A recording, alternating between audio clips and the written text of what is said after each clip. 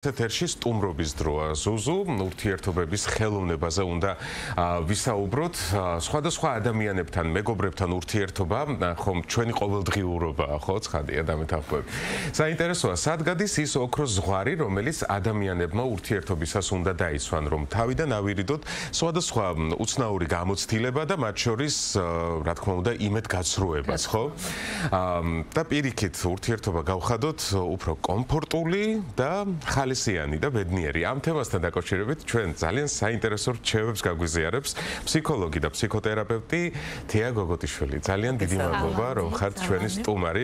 ქალბატონო თეა. რას ნიშნავს პირველ რიგში პირადი სივრცე და როგორ შევძლოთ დავიცვათ ეს პირადი სივრცე თუნდაც ძალიან ახლო მეგობრებში?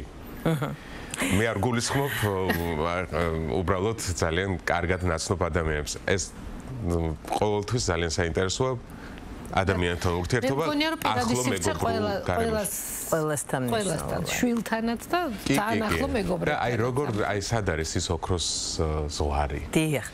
ხო, პირადი სივრცე, ანუ პიროვნული საზღვრები შეგვიძლია ვთქვათ და ქართულ ენაში გვაქვს ბევრი გამონათქვამი, რომელიც საერთოდ საზღვრების მნიშვნელობაზე მიგვანიშნებს და მაგალითად ასეთი, რომ ყველაფერს თავის საზღვარი აქვს, ზღვარგადასული არაფერი ვარგა და ასე შემდეგ. რაც გულისხმობს იმას, რომ რეალურად ყოველდღიურ ცხოვრებაში ჩვენ გვაქვს საზღვრები, ურთიერთობებში საზღვრები, დროში და სივრცეში საზღვრები. პიროვნულ საზღვრებს ვეცდები ძალიან მარტივად ესე იგი მივანიჭო მთავარი ნიშანი. ეს არის არჩევანის თავისუფლება, საკუთარი ნების გამოხატვა, სადაც ჩვენ გვაქვს არჩევანი ვარიანტებს, ალტერნატივებს შორის, აი ზუსტად იქ გადის ჩვენი პიროვნული საზღვარი. იქ სადაც ჩვენ არჩევანი არ გვაქვს, იქ სხვისი პირადი საზღვრებია. ეს არჩევანის საკითხი და სწორედ ამ პირადი საზღვრის თემა პირდაპირ უკავშირდება პასუხისმგებლობას და აი ჩვენს რეალობაში ჩვენი საზოგადოების თავისებურებების, ეთნო-ფსიქოლოგიური მახასიათებლების გათვალისწინებით ხშირია აი ამ პირადი საზღვრების დარღვევის საკითხი, აი სად ხვდებით ხოლმე, რომელიც ყველა სივრცეში და აბსოლუტურად ყველა შეიძლება ვთქვათ, ყველა სახის ველში, ყველა სეგმენტში. ხშირად ეს არის ხოლმე ძალიან კეთილი ზრახვებით და კეთილი მოტივებით, ესე იგი ნაკარნახები, მაგრამ სინამდვილეში ამას ძალიან დიდი პრობლემები მოაქვს. ერთის მხრივ თვითონ იმ ადამიანისთვის, ვინც სხვის მაგივრად წყვიტავს, სხვის ნაცვლად ფიქრობს, რომ ასე სჯობს, მიაჩნია, რომ სხვაზე უკეთესად იცის, რაც სხვას ეხება. აი პირველი ნიშნები სწორედ აქ არის, როდესაც ესე იგი სხვის ომში სიბრძნის ესეთი შინაგანი ზეიმი იჩენს ხოლმე თავს. ძალიან საინტერესო, რატო აძლევენ ადამიანები უფლებას? ეს უბრალოდ ჩემი რაღაც ლირიული გადახვევა არის. უფლებაზეც არ არის ჩვენს რეალობაში ასე მოვდივართ. იცით როგორი, რასაც დავარქმევთ სახელებს, მოვლენებს, მე იმის მიხედვით ვრეაგირებთ. მაგალითად ესეთი ფრთოსანი ფრაზები.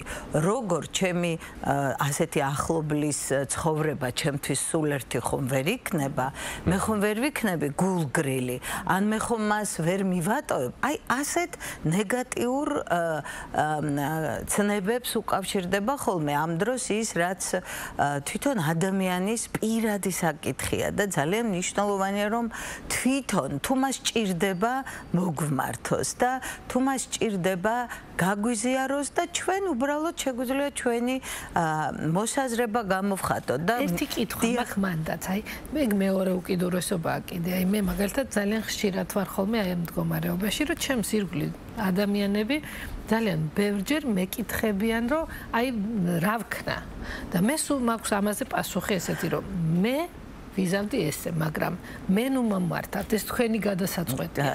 ხო და აი ესეც ერთგვარი პასუხისგებლობა, იმიტომ რომ მე რამე რო ფუჭდება ყველა თითი მოდის შენსკენ. რა თქმა უნდა, ეს ხშირად მშობლებისთვისაც ძალიან მნიშვნელოვანი მინიშნება, რეკომენდაციაა, რომ როდესაც მშობელი მიიჩნევს, რომ თვითონ უკეთ იცის, მაგალითად, ხო, მშობლის და შვილის ურთიერთობაში და თვითონ იღებს შვილის ნაცვლად გადაწყვეტილებას, მერე როცა რაღაც ისე არ გამოდის, მერე შვილი მას საყვედურობს და ეს ძალიან ჯობია რომ მათ მიეცეთ, ხო? თქვენად ბრძანეთ, რომ მე ნუ მეკითხებით, მე აქ ამას სხვანაირად, ესე იგი, პერეფრაზირება სხვანაირად შემოგთავაზებდით. ხაზგასმით რომ უთხრათ, რომ მე ამ შემთხვევაში ასე ვიქცევი ან ასე მოვიქცეოდი, მაგრამ მე არა ვარ შენ.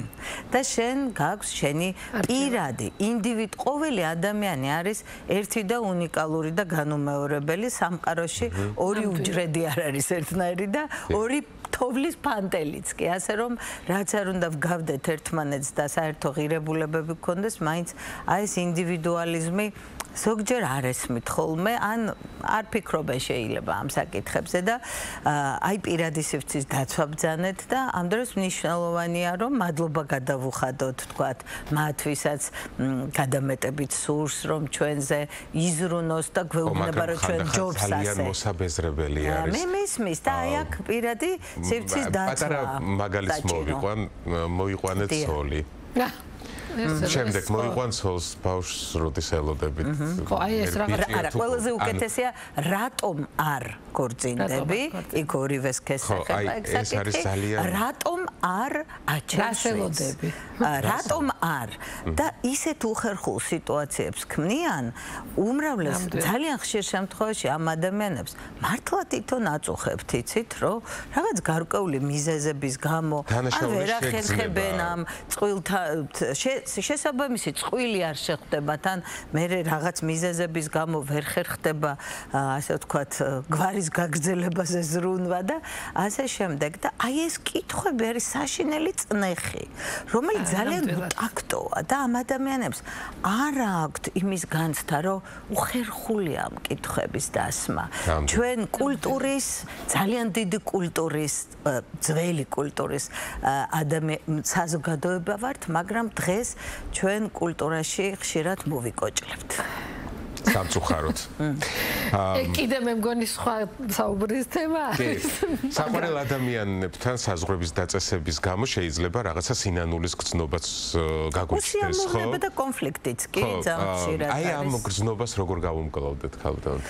რომელს კონფლიქტის გამოწვეულ უსიამოვნო გრძნობას თუ იმას რომ სხვას უსურს რომ შემოიჭრას და ჩვენ ვცდილობთ რომ ეს საზღვრები დავეცოთ. აი რაღაცა საზღვრებზე ლიმიტები რო ვაწესებთ ურთიერთობაში, აი ამის გამო რო უხერხულობა გვექმნება, აი ამას როგორ გავუმკლავდეთ? არა და რაღაცა მომენტში საჭიროც არის, ხო? ეს ყველაფერს ხوارი და. მე ვფიქრობ, რომ ეს უხერხულობის განცდაც ძალიან ინდივიდუალურია. იქ სადაც ადამიანმა კარგად იცის, რომ შეუძლია ძილობიანად მადლობა გადაუხადოს მეორე ადამიანს მზრუნველობისა და ესოდენ დიდი, ასე ვთქვათ, ამაგისთვის, რომ ასე ვთქვათ, ძალიან ყარად აძლევს რეკომენდაციებს და აი ეს ძალიან კეთილგანწყობილი მადლობები, ძალიან მკაფიო საზღვრის დაცვა, რომ დიდი მადლობა და მაგალითად ასე ნება მომეცი, რომ მე თვითონ გადავწყვიტო ან ძალიან ვაფასებ შენ რჩევას, მაგრამ ვფიქრობ, რომ უმჯობესია მე თვითონ მივიდე გადაწყვეტილებამდე და აი ასეთი რეპლიკები და ფრაზები ეხმარება ადამიანს. თუ გადადიან ახლა კონფლიქტზე და შენ ვინ გეკითხება და რამდენჯერ უნდა გითხრა, რომ ჩემ საქმეში არ ჩაერიო, რა თქმა უნდა, ეს მერე კონფლიქტში გადაიზრდება. იცით, ფორმა განსაზღვრავს შინაარსს. აი თვითშეფასება ამ დროს, აი რა სად არის ამ დროს თვითშეფასება? იმ ადამიანის ვის საზღვრებშიც იჭრებიან, ხო? თუ მას დაბალი თვითშეფასება აქვს, დიდი ალბათობით ის ასეთ ჩათვლით საჭიროთ, რომ რატომაც არა, ხო, მე თვითონ ვფიქრობ, რომ არ შემწევს უნარი ან არ ძალმით და რა თქმა უნდა, სხვამ უნდა მიკარნახოს. იცით, ის ადამიანები, ვინც მიჩვეულები არიან, რომ ესე იგი უფროსის, სხვა შორის აღმზრდელების დიქტატით და კარნახით უნდა გადაწყვიტონ, არ შეუძლიათ მე უჭერთ გადაწყვეტილებების თვითონ მიღება და მე ვფიქრობ თქვენთან რომ მოდიან ხშირ-ხშირად ეს ის კატეგორიაა უფრო მეტად. და მე მინდა რომ ვთქვა რომ მშობლებზე არის ეს პასუხისმგებლობა. ეს ჩვენი კულტურის თემა ნამდვილად აღზრდის საკითხებს, გარკვეულ ფსიქოგანათლებას ეხება და ჩვენ თუ ვიზრუნებთ იმაზე რომ ბავშვებს, სხვა შორის ახალგაზრდა თაობა ძალიან გამოირჩევა ამით, რომ ბავშვებს აძლევენ არჩევანის თავისუფლებას და სულ არ თვლიან იმას, რომ თვითონ უკეთ იციან და მე მათზე მზრუნველობა გამოიხატება იმაში, რომ აღზარდონ დამოუკიდებელი ინდივიდი და არა სხვის აზრზე დამოკიდებული და შეიძლება ვთქვა უხეშად ჩამოკიდებული. და აი ბავშვობა ახსენეთ. არის ერთის მხრივ, აი რომ ძალიან დიდ თავისუფლებას ვაძლევთ ჩვენში. ძალიან დიდი და ზღვარგადასული ყველაფერი ცუდია, ამით დავიწყეთ, რომ საზღვრებია ყველაფერს. ინდიფერენტული დამოკიდებულება, სადაც არ არის კონტაქტი, დიალოგი, სადაც მშობელი თავის აზრს არ აზიარებს. რა თქმა უნდა, ასეთი გულგრილი აღზრდის სტილი ასევე მიიჩნევა ძალიან ზიანის მომტანად და მეორეა ეს ავტორიტარული, ხო, სადაც ზევიდან ქვემოთ, ასე ვთქვათ, წნეხი, იძულება, საკუთარი გადაწყვეტილებებით, ასე ვთქვათ, მოქმედების ასეთი წნეხი ქმნის თავისთავად იმ წინაპირობას, რომ შემდგომში ამ ადამიანის უკვე დასრული საზღვრებში და პირად სივრცეში სხვები შემოიჭრებიან, იმიტომ რომ ეს უკვე ჩვევა და მისთვის ბუნებრივი გარემოა. კი, ნამდვილად, აი ყველაფერი ბავშვობიდან მოდის ქალბატონ თეა და რა უნდა გააკეთონ მშობლებმა იმისთვის, რომ საზოგადოებაში ისეთი სრულფასოვანი და თავის თავში დარწმუნებული და ისეთი ჩამოყალიბებული ადამიანი გაუშვან, ასე ვთქვათ. აი რა უნდა მოიმოქმედონ, რომ აი ეს ყველაფერი როგორ გამოუმუშავონ ბავშვს. პირველ რიგში ეს ღირებულება უნდა კონდეს მშობელს და მას უნდა მიაჩნდეს, რომ ეს მნიშვნელოვანია. და მე როცა მშობელს მიაჩნია, რომ დამოუკიდებელი, ავტონომიური, საკუთარ ესე იგი პიროვნებაზე საკუთარ პიროვნებაში თავდაჯერებული ადამიანი ცხოვრებაში გამარჯვებული მეტად არის და ის თავის გზას უკეთ პოულობს, აი ამ ღირებულების გაცნობიერება, რა თქმა უნდა, მე მშობელს უამრავი ინფორმაცია, როგორ შეიძლება ამის გაკეთება, თავისუფლად ეძებენ ისინი და ვინც ეძებს, ის ნამდვილად პოვებს და თუ ვიტყვით ძალიან მოკლედ, შეგვიძლია ვთქვათ, რომ აი ნამდვილად დაბადებიდან, აი როგორც კი ბავშვი 1 წლის ასაკში უკვე გამოთქვამს და გამოხატავს მეტნაკლებად თავის თავს და უკვე სულ უფრო და უფრო მძაფრად გამოიხატავს 2-3 წლის ასაკში და მე კონცეფცია აყალიბდება და მინდა ძალიან მყარად ჟღერს, აქ ყოველთვის ჯობს ორი ალტერნატივის მიცემა, რომ გავარჯიშდეს არჩევანში, რომ მშობელიც კომფორტულად არის ნებისმიერ საკითხში, რომ ორ ვარიანტს თავაზობს და ეუბნება, რომ ამოირჩიე შენ რომელი გირჩევნია. მინდაზე აქცენტი ძალიან ზედმეტი რო არ გამოვიდეს, რომელი გირჩევნია, ეს კარგი კითხვაა. მე მგონი ძალიან ამომწურავი ინფორმაცია მივიღეთ. ხო, მაგრამ ისეთი ფართო მასშტაბიანი თემაა, რომ ჩვენ ნამდვილად რამდენიმე წუთი არ გვეყოფა და ძალიან დიდი მადლობა. მომავალშიც გელით სხვადასხვა თემებზე საინტერესოდ სასაუბროთ.